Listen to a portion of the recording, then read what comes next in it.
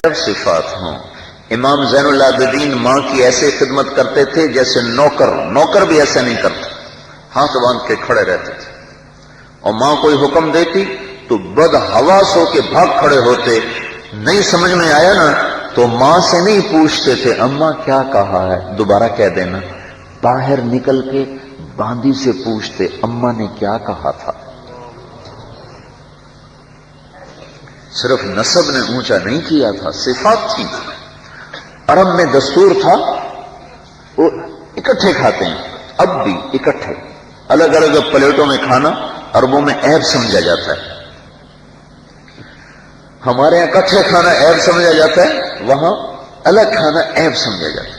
تو امام زین العابدین اپنی ماں کے ساتھ کھانا نہیں کھاتے تھے۔ تو ایک دن ایک آدمی نے کہا ویسے تو نوکر بنے رہتے ہیں آپ، کھانا ساتھ کیوں نہیں کھاتے؟ کہنے لگا مجھے ڈر لگتا ہے کوئی ایسی بوٹی نہ اٹھا لوں جو میری ماں کو پسند ہو اور میرے ہاتھ میں آ جائے تو کہیں میں اللہ کے دربار میں ماں کا نافرمان نہ لکھا جاؤں، اس لیے ساتھ نہیں کھاتے۔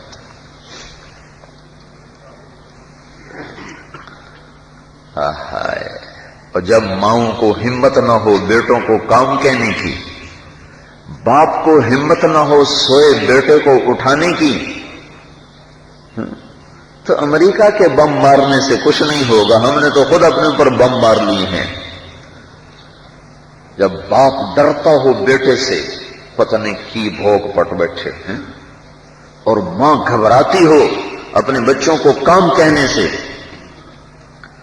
تو اللہ کے غیظ و غضب کے دروازے تو کھل گئے۔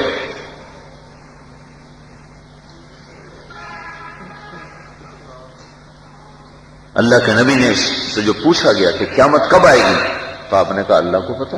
کا کوئی نشانی یہ ہے جب تم دیکھو کہ لوگ ماؤں سے نوکروں کی طرح سلوک کرتے ہیں تو سمجھو آ گئی۔ جب مظفر آباد کے نوجوان اپنی ماؤں سے نوکروں کی طرح ڈانٹ دیں تو سمجھو قیامت آئی کہ آئی گی، آئی کہ آئی گی۔ تو وہ پاک زندگی اللہ کا نبی لے کر آیا، پاک، خود بھی پاک، جو زندگی لائے وہ بھی پاک۔ تبلیغ اس زندگی کو سیکھنے کی محنت ہے۔ بھائیو ہم کوئی الگ فرقہ نہیں ہیں، ہم کوئی الگ جماعت نہیں ہیں، ہم آپ میں سے ہیں، آپ میں سے ہیں، ہم سب بھائی بھائی ہیں۔ تبلیغ کی محنت لوگوں کو اللہ کے قریب کرنے کا راستہ ہے، نبی پاک صلی اللہ علیہ وسلم کی پاک زندگی کو سیکھنے کا راستہ ہے۔